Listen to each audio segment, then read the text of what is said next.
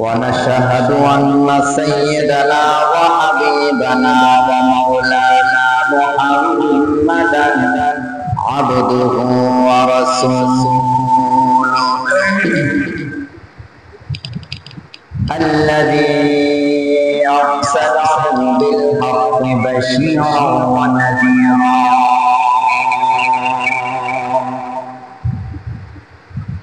وداعيا إلى الله بإذنه وسراجا وقمرا منيرا فقد قال الله تعالى في كلامه المجيد وفي فرقانه الحميد أعوذ بالله من الشيطان الرجيم بسم الله الرحمن الرحيم মৃত্যু সম্পর্কে আমি আপনাদেরকে কিছু কথা বলবো। আমরা যারা এখন জীবিত আছি, আমরা এখানে বুকে হাত দিয়ে বলতে পারবো না যে আমরা 100 বছর হায়াত পাবো, এই কথা বলতে পারবো না যে 50 বছর হায়াত পাবো। যদি পেয়ে গেছেন শুকরিয়া আলহামদুলিল্লাহ, যদি 60-70 পেয়ে গেছেন এটা শুকর। আপনি বুকে হাত দিয়ে বলতে পারবেন না আরো সামনে আমি 20 বছর হায়াত পাবো, এমনকি আপনার এই কথা বলার ইখতিয়ার নাই, শক্তি নাই যে আমি আরো 50 বছর দূরের কথা আমি আরো একদিন জীবিত থাকবো, এই কথা বলার কোনো ইখতিয়ার আছে? কারণ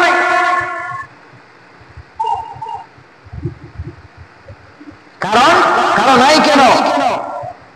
আল্লাহ রাব্বুল আলামিন বলছেন পৃথিবীতে যত প্রাণীকুল এসেছে সকল প্রাণীকুলের মৃত্যু হয়েছে এবং হবে। ভবিষ্যতে জিনার দায়িত্বে মৃত্যু হয়, যার দায়িত্ব কি হয়? মৃত্যু হয়। যিনি দায়িত্বে আছেন পরিচালনা যে ফেরেশতা তার নাম মালাকুল মউত হযরত আজরাইল আলাইহিস সালাম। এমনকি পৃথিবীর শেষে যখন তার সকল প্রাণীকুল মানুষ জীব জানোয়ার মৃত্যু হয়ে যাবে, শেষ পর্যায়ে তারও মৃত্যু হয়ে যাবে। বলেন আল্লাহু আকবার।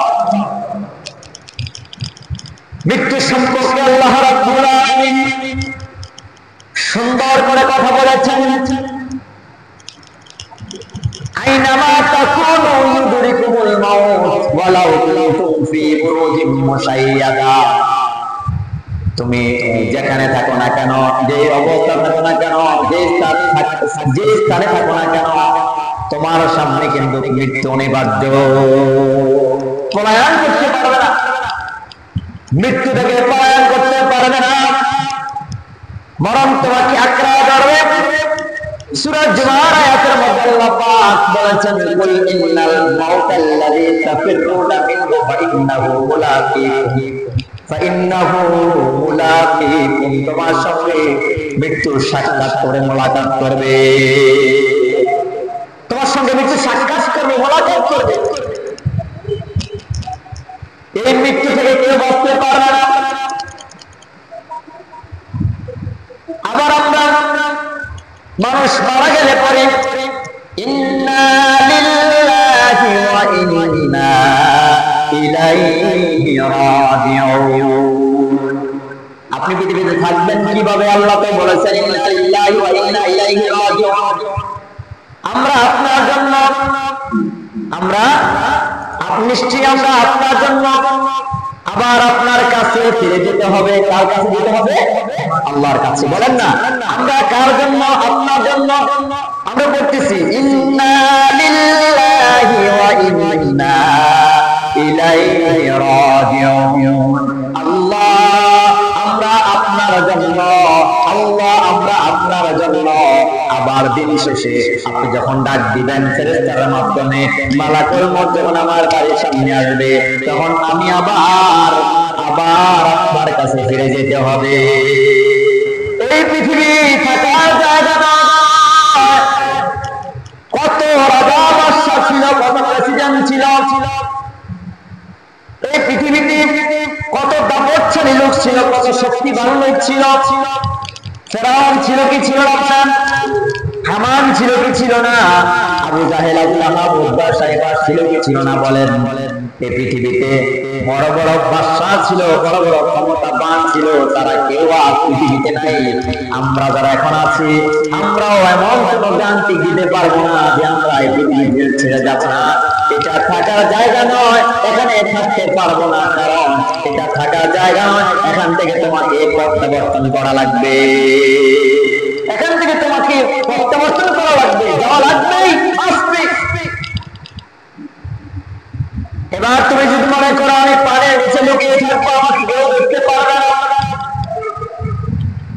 আমি সাত স্তরের মধ্যে লুকিয়ে থাকবো, আমাকে কেউ দেখতে পারবে না, আমি জমিনের নিচে মাটি গেড়ে সেখানে বিল্ডিং বানায়া একবারে মানুষ যেন আমাকে না দেখে, না বুঝে, না চিনে, এমন ভাবে আমি থাকবো, কেউ আমাকে চিনবে না, কেউ আমাকে দেখবে না, কেউ আমাকে বুঝবে না আমি কোথায় আছি। মনে রাখবেন, কেউ দেখো আর না দেখো, আপনার রব, আপনার আল্লাহ, আপনার সৃষ্টিকর্তা দেখেন কি দেখে না? বলেন না, দেখি কি দেখে না? পৃথিবীর কেউ আপনাকে দেখো আর না দেখো, সবাই বলেন কেউ কে দেখতেছে? এটা জোরে বলেন, কে দেখতেছে? আল্লাহ পাক বলে, বান্দা পৃথিবীর যে কোনো প্রান্তে থাকো না কেন, যেখানে থাকো না কেন, কোন মানুষ যদি না জানে, কোন দিন যদি না জানে, কোন কিছু যদি না জানে, কোন বস্তু যদি না জানে, আমি আল্লাহর চক্ষু থেকে তুমি ফাঁকিবাজি করতে পারবে না। বলেন আল্লাহু আকবার। আল্লাহ দেখছেন। মৃত্যু থেকে পলায়ন করা সম্ভব না? সম্ভব নাকি? বলেন সম্ভব? মৃত্যু থেকে পলায়ন করা সম্ভব? সম্ভব না। একজন বাদশা, নাম তার সাজ্জাদ, নাম তার সাজ্জাদ। মৃত্যুটা কত ভয়ঙ্কর, মৃত্যুটা কত ভয়ঙ্কর, খুব কেমন করেন। বাদশা সাজ্জাদ এখনো ভূমিষ্ঠ হয় নাই, তার মা জাহাজের মধ্যে, জাহাজের সকল উপরে ছাদের মধ্যে আশ্রয় নিলেন। এই ছাদের মধ্যে আশ্রয় নেওয়ার পরে ওই যে মহিলা বাদশা সাজ্জাদের মা, 10 মাসের সপ্তাহ অর্থাৎ 10 মাসের গর্ভবতী মহিলা, এখনো সাজ্জাদ পৃথিবীতে আসে নাই। আল্লাহ পাকের হুকুম হলো, তার সন্তান প্রসব হলো। ইতিমধ্যে আল্লাহ পাক আজরাইলকে হুকুম করলেন, অর্ডার করলেন, আজরাইল যাও যাও যাও, এই যে মহিলাটা এখন প্রসব করেছে, বাচ্চাকে মাত্র দুধ পান করাবে, এই দুধ পান করাবে, এই মুহূর্তে তুমি তার মাকে আমার কাছে নিয়ে আসো, অর্থাৎ ইন্তেকাল ফরমায়া দাও, ইন্তেকাল করে দাও। হযরত আজরাইল 2 জায়গায় দুঃখ প্রকাশ করেছে আল্লাহর কাছে। রব্বুল আলামিন, আমার 2 জায়গায় কষ্ট লেগেছে জান কবজ করার জন্য। এক জায়গা হলো এই যে মহিলা মাত্র বাচ্চা প্রসব করেছে, বাচ্চাকে দুধ পান করাবে, ইতিমধ্যে তুমি আমাকে অনুমতি দিলে আমি যেন তার মায়ের জান কবজ করে ফেলি। আল্লাহ, বাচ্চা কি করবে, কোথায় খাবে, কোথায় বাঁচবে, আমি তো বুঝতে পারলাম না। আল্লাহ তাআলা জবাব দিয়েছেন, আল্লাহ তাআলা বলছেন এটা তোমার বিষয় না, এটা আমার বিষয়। এবার আজরাইলের আর কোন জায়গায় দুঃখ প্রকাশ? আরেক জায়গায়, সেটা হলো বিশাল ইতিহাস, বিশাল কাহিনী। বাদশা সাজ্জাদ যখন বড় হয়ে গেল, বিরাট কোটি কোটি টাকার মালিক হয়ে গেল, তাকে মানুষ দাওয়াত দিল, তাকে ইসলামের কথা বললো, কোরআনের কথা বললো, তৎকালীন যা ছিল তাকে দাওয়াত দেওয়া হলো। তিনি দাওয়াত গ্রহণ করেন নাই, বরং উল্টা আল্লাহর বিরুদ্ধে জিহাদ ঘোষণা করলেন। আল্লাহর বিরুদ্ধে ওই যে দাওয়াতি লোকেরা যারা দাওয়াত দেওয়ার জন্য তাদের বাড়িতে গেছে, বাদশা সাজ্জাদের বাড়িতে গেছে, এসেছে, ওই বাড়িতে দাওয়াত দেওয়ার জন্য যখন গেছে, বলে ভাই আসে এই কাজটা করি, ভাই আসে আল্লাহকে বিশ্বাস করি, তখন বলছে তোমার আল্লাহ কি দিবে? বলে আমার আল্লাহ আপনাকে জান্নাত দিবে, আমার আল্লাহ আপনাকে সুন্দর ভালো খাবারের ব্যবস্থা করবে। বলে তোমার আল্লাহ তোমাকে জান্নাত দিবে, বলে তোমার আল্লাহ ভালো খাবারের ব্যবস্থা করবে, এটা যদি আমি দুনিয়াতে তৈরি করতে পারি তাহলে তো আর আমার জান্নাত জাহান্নামের কোনো দরকার নাই। জোরে চিল্লায়া বলেন নাউযুবিল্লাহ। আল্লাহর সঙ্গে টক্কর করে তিনি জান্নাত বানাতে লাগলেন। ইতিমধ্যে কয়েক মাস সময় নিয়ে জান্নাত শেষ করে ফেললেন, তৈরি করলেন। এবার জিজ্ঞাসা করেছিল তোমার আল্লাহ জান্নাতে কি কি ইট দিবে, লোহা দিবে নাকি দিবে? বলে আমার আল্লাহ জান্নাতের মধ্যে একটা ইট থাকবে স্বর্ণের, আর একটা ইট থাকবে এরকম করে রূপার। এরকম করে আল্লাহ পাক তার হিকমার মধ্যে, আল্লাহ পাক তার জ্ঞানের মধ্যে যেরকম ভাবে রাখছেন তেমন ভাবে জান্নাতকে সাজায় রাখবেন। বলেন সুবহানাল্লাহ। বলে তোমার আল্লাহর সঙ্গে আমি দেখতে চাই, তোমার আল্লাহ জান্নাতের সঙ্গে না আমার জান্নাতের সঙ্গে। বলেন না নাউযুবিল্লাহ। বাদশাহ সাজ্জাদ এবার তিনি নিজে জান্নাত সাজালেন। ইতিমধ্যে জান্নাত যেদিন উদ্বোধন করবেন, উদ্বোধন করার সময় তিনি তার মহিলাদেরকে নিয়ে, নারীদেরকে নিয়ে, তার যারা বাহিনী ছিল বাহিনীদেরকে নিয়ে, ওর ঘোড়া দুম্বা যা যা ছিল সব নিয়ে রওনা করলেন। জান্নাত আজকে উদ্বোধন করবে। উদ্বোধন করার জন্য যাবে। কিছু দূর যাওয়ার পরে যখন জান্নাতের কাছাকাছি চলে গেছে, জান্নাতের কাছাকাছি যাওয়ার পরে তার লোকেরা আহলাম সালাম মারহাবা বলতেছে, বাদশাকে মারহাবা বলতেছে, মারহাবা বলতেছে। ইতিমধ্যে আল্লাহ রাব্বুল আলামিন আজরাইলকে পাঠিয়ে দিলেন। আজরাইল যাও, আজরাইল রে, যে আমার সাথে টক্কর করলো, আমার সঙ্গে টক্কর করে জান্নাত বানাইলো, আরে আজরাইল যাও, তার জান আবার আমার কাছে নিয়ে আসো। কি আল্লাহর সঙ্গে টক্কর করে জান্নাত বানায় ফেললো, আল্লাহর সঙ্গে টক্কর করে জান্নাত বানায় ফেললো। এখন কি অবস্থা বলেন? এখন কি অবস্থা? এবার আজরাইলের কাছে সময় চায়। আজরাইলের কাছে কি চায়? সময় চায়। আজরাইল বলে আমি এমন কোন ফেরেশতা না, আমার কোন দয়া মায়া থাকবে না, আমার কোন দয়া নাই মায়া নাই। আল্লাহ পাক আমাকে যার জান আনার জন্য অনুমতি দেয়, যার জান আনার জন্য হুকুম দেয়। আমার এই যে ফেরেশতা আমি, আমার এই দিলের মধ্যে কোন মানুষের জন্য মায়া লাগবে না। আল্লাহর কাছে কথাটাই বলছিল যে আল্লাহ, যে ওই দুই ব্যক্তির জন্য আমার একটু একটু মায়া লাগছিল, কিন্তু তাও আল্লাহ নিষেধ করে দিচ্ছে, সম্পূর্ণ নিষেধ। উপরের থেকে নামবে, এক পা নিচে আরেক পা উপরে, এর মধ্যে জামটা বসে গেছে। আরেকজন বাদশাহ সুলাইমান আলাইহিস সালামের জবানে, যাকে তাফসীরে সুলাইমান বলা হয়, হযরত সুলাইমান আলাইহিস সালামের জবানে তার এক উম্মত, তিনিও সুলাইমান আলাইহিস সালামকে ডাক দিয়ে বলতেছে, সুলাইমান আপনার অনেক পাওয়ার আমি জানি, তবে হে সুলাইমান, আপনার এই পাওয়ারের শক্তি দিয়া, আপনার তক্তার শক্তি দিয়ে আপনি জিনেদের মাধ্যমে বিভিন্ন রাষ্ট্র, বিভিন্ন দেশ ভ্রমণ করেন। আপনার এই জিনেদের মাধ্যমে আমাকে একটু অনুমতি দেন যে জিনেরা আমার এমন এক শহরে নিয়ে আসবে, যে শহরের মধ্যে মালাকুল মউত অথবা আজরাইল আমাকে দেখবে না। আমাকে এমন একটি জায়গা স্থাপন করেন যেন আমাকে আজরাইল না পায়। আল্লাহ রাব্বুল আলামিন এই পৃথিবীতে যতটুকু জায়গা সৃষ্টি করেছেন, এবার বলেন আজরাইল কিরকম কিছু পাওয়ার দিছে কিনা বলেন? বলে কেন পাওয়ার দিচ্ছে? আল্লাহ কোরআনে বলেছেন, আইনামা তাকুনু ইউদরিকুমুল মাউত ওয়ালাউ কুনতুম ফি বুরুজিন মুশাইয়াদা। আরে বান্দা, তুমি যেখানে থাকো না কেন, যে স্থানে থাকো না কেন, যে পর্যায়ে থাকো না কেন, পৃথিবীর কেউ তোমাকে দেখলো না, বলবো না, মনে রাখবা আমি আল্লাহর কাছ থেকে তুমি রেহাই পাবে না, মৃত্যু থেকে তুমি রেহাই পাবে না। বলেন সুবহানাল্লাহ। সুলাইমান আলাইহিস সালাম বলে, ঠিক আছে, তুমি কি বাঁচতে চাও? বলে আমি বাঁচতাম চাই, মরতাম চাই না, আমি মরতে চাই না। এই সুন্দর সুন্দর খাবার, এই সুন্দর সুন্দর বাড়ি, এই সুন্দর সুন্দর বাড়ি, এই সুন্দর সুন্দর জায়গা, এখান থেকে আমি যাইতে চাই না, আমি এখানে থাকবো। আচ্ছা ঠিক আছে। তো সুলাইমান আলাইহিস সালাম তো জিনেদের বাদশা, জিনেদের দিয়ে কাজ করা, জিনেদের দিয়ে কি করা, কাজ করা। তিনি হুকুম করলেন, এই জিনেরা, জিনের সর্দার, এরা ধরো, এরা নিয়ে এমন জঙ্গলে রাখো যে জঙ্গলের মধ্যে কেউ তাকে দেখতে পারবে না, আজরাইলও দেখবে না। আল্লাহু আকবার। লোকটাকে নিয়ে গেল, লোকটাকে যখন নিয়ে গেল, যেই মুহূর্তে লোকটা নামলো, নামার সঙ্গে সঙ্গে দেখতেছে বিশাল একজন দাঁড়ায় আছে। এবার বলতেছে, তুমি কে গো? বলে, তোমার অপেক্ষায় আমি এখানে করতেছি, তোমার মত এই স্থানের মধ্যে লেখা আছে, আমি মালাকুল মউত আজরাইল, তোমার জন্য আমি এতক্ষণ পর্যন্ত অপেক্ষমান, আমি তোমার জন্য অপেক্ষা করতেছি। তিনি চিন্তা করলেন, আরে খোদা, আমি যার ভয়ে এখানে আসলাম, এখন দেখি সামনে তিনি আমার সামনে হাজির। যেখানে বাঘের ভয় সেখানে রাত হয়, কথা বলেন ঠিক না? ঠিক।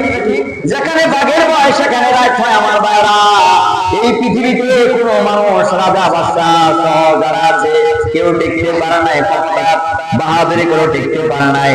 আমরা যারা আছি, আমরা যারা প্রভাবশালী নেতা, আমরা যারা ক্ষমতাবান, আমাদের ডান্নার জামাত, এখানে পুলিশ, এখানে এসপি, এখানে ডিসি, অভাব নাই, কথা বলেন ঠিক না? ঠিক।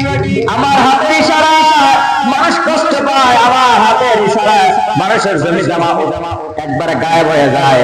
আমার হাতের ইশারা ভাই কষ্ট পায়, আমার হাতের ইশারা বোন কষ্ট পায়, আমার হাতের ইশারায় পুলিশ, ডিসি, এসপি চলে। মনে রাখবেন, আপনার দুনিয়াতে সমস্ত ক্ষমতা যেদিন আজরাইল চলে আসবে, আপনার ক্ষমতার 1 সেকেন্ড দাম নাই।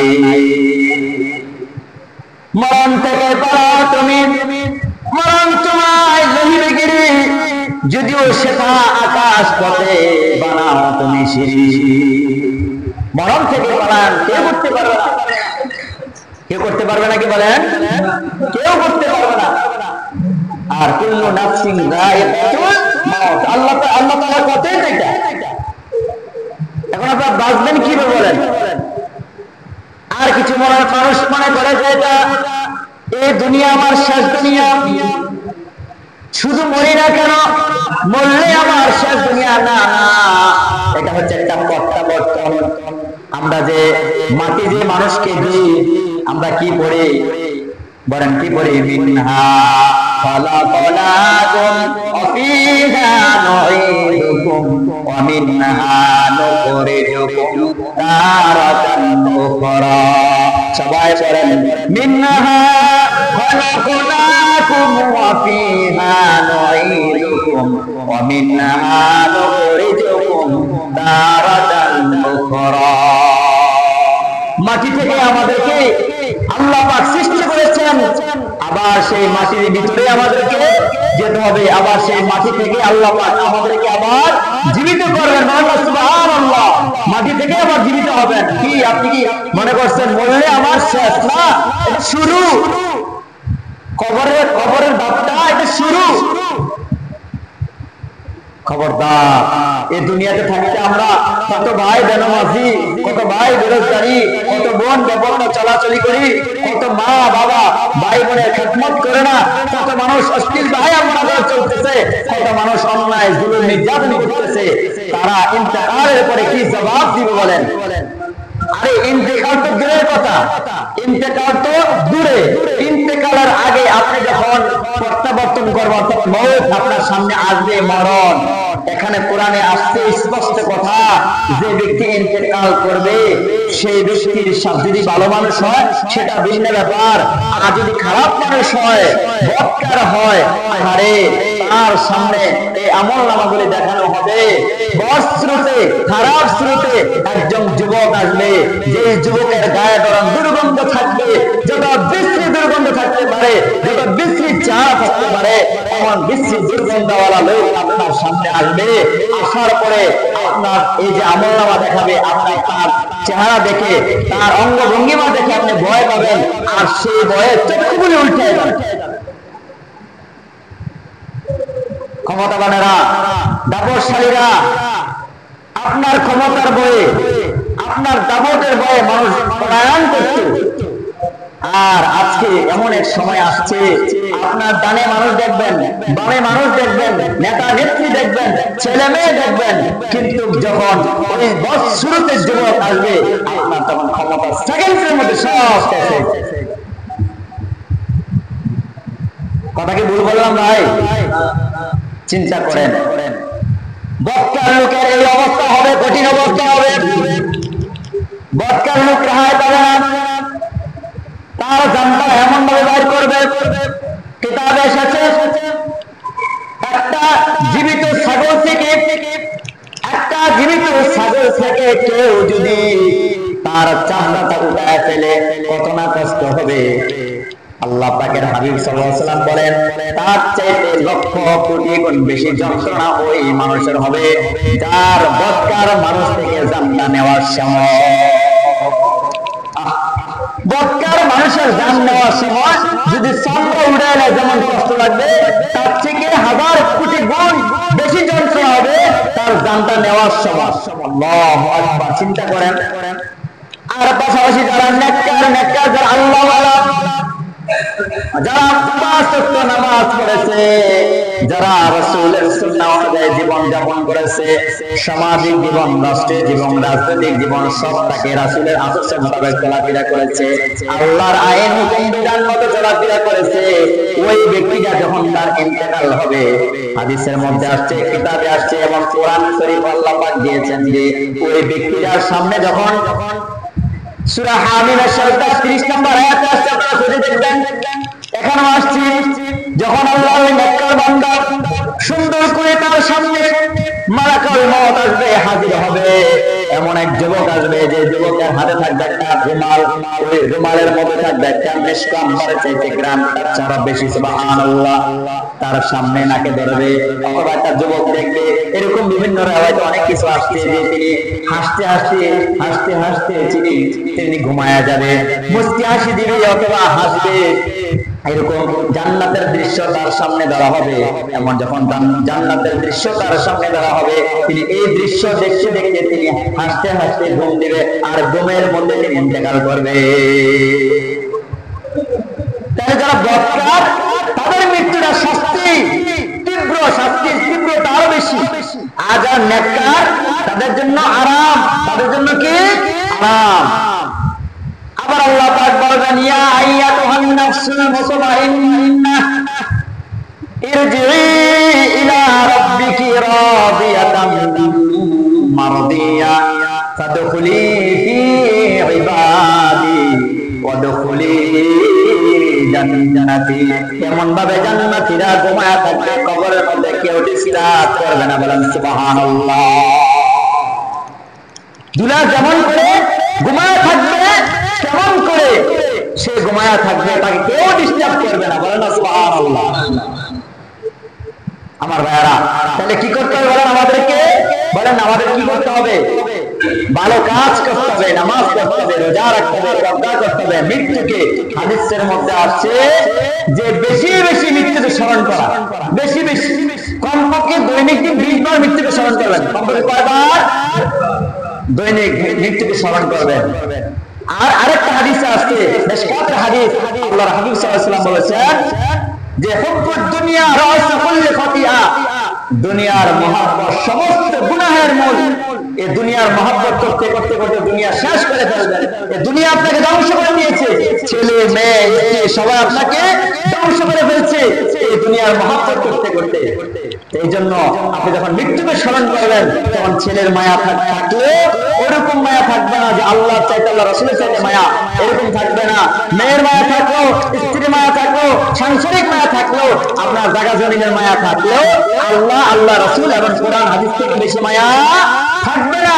আর বেশি মায়া যদি থাকে তাহলে কুফরি ডাইরেক্ট। আপনি বুঝেন না কেন? খালি কি দুনিয়ার মায়া, এই দুনিয়ার ছেলে মেয়ে, দুনিয়ার বাড়ি গাড়ি, এটাই তো নাকি এই শেষ? ভাই সময় নাই, বুঝাতে মন চায় অনেক কিছু। আল্লাহ পাক যারা আমাদেরকে যে অল্প সময় যে কথাগুলি বলেছি মৃত্যুর সম্পর্কে, মৃত্যু সেই যারা নেককার ভালো মানুষ তাদের মৃত্যুটা এক, আর যারা বদকার তাদের মৃত্যুটা আরেক। আল্লাহ পাক যেন আমাদেরকে বদকারের মৃত্যু না দেয় ভাই, খারাপ মৃত্যু না দেয় ভাই, খারাপ স্রোতে মৃত্যু না দেয় ভাই। আল্লাহ পাক যেন আমাদেরকে আল্লাহ ওয়ালা জিন্দেগি গঠন করে কোরআন হাদিস মোতাবেক যেন জীবন যাপন করতে পারে। আল্লাহ পাক যেন সেই মৃত্যুটা আমাদেরকে দান করে। সবাই বলেন আমিন। যুবক ভাইরা মনে করতেছে মৃত্যুটা আমার অতি মানে দেরি আছে, এখন তো যুবক এই না বিয়ে শাদী করলাম দেরি আছে না। যুবক তোমার মতো যুবক অ্যাক্সিডেন্টে মারা যায়। খেয়াল করো এই বৃদ্ধ বাবাজিরা, আপনার মতো লোকও মারা যায়, যায় কি যায় না? হঠাৎ করে মৃত্যু হয়, অনেক সমস্যা হঠাৎ করে মৃত্যু হয়, তাদের সমস্যা হয়ে মৃত্যুবরণ করে। মা মহিলারা আপনারা শুনতেছেন, আপনার এই জিন্দেগি মা গুনার জিন্দেগি দিয়ে কোনো লাভ হবে না। এজন্য আমি অনুরোধ করছি আপনার এই জিন্দেগির মধ্যে আল্লাহ পাক যতটুকু হায়াত নিয়ামত দেন, আল্লাহ পাক যেন আপনার এই জিন্দেগির মধ্যে আমলের জিন্দেগি দান করেন। আপনার জিন্দেগি যেন ইসলামের জন্য, কোরআনের জন্য, হাদিসের জন্য, আল্লাহ দ্বীনের জন্য যেন আল্লাহ পাক কবুল করেন। সবাই বলেন আমিন। ছেলে মেয়ে যারা যারা আছে আমরা সকলকে যেন আল্লাহ পাক